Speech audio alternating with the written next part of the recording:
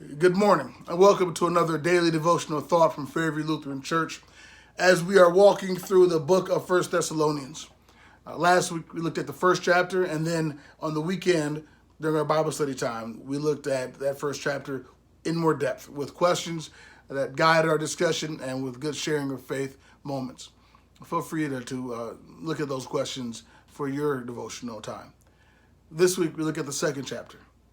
And in our first few verses of 1 Thessalonians chapter 2, we see how God worked in Thessalonica, but how he caused and allowed and had the missionaries work in Thessalonica. All too often, the church is blamed for having ulterior motives. Some think the goal of the church is to try to control society so that it doesn't get too out of hand. Some think the goal of the church is to get their money. Thus, there's always an offering. They say there's not a church service if the basket doesn't go around. Others think that it's just a way for an individual to manipulate a larger group. And sometimes that's our fault as a church, as Christians, because of how we approach things, how we say things. And maybe we give unwillingly the false impression that we have ulterior motives.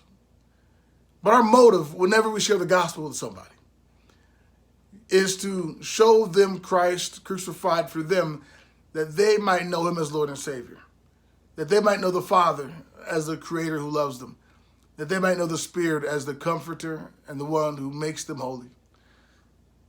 That's our motive. Not the numbers in the pews, not the money from the pockets, not controlling of your life, but that you might know Jesus, so that you might be guided by him to love him and love his people, and eventually when he comes and returns to guide you to heaven. Hear the words of 1 Thessalonians chapter 2, verses 1 through 4.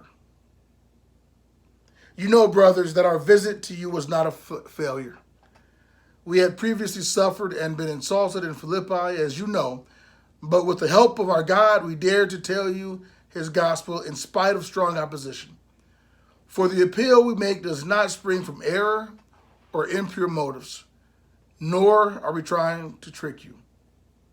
On the contrary, we speak as men approved by God to be entrusted with the gospel. We are not trying to please men, but God, who tests our heart. May God give us pure motives, and may he give you that wonderful gospel message that Jesus Christ loves you and died for you.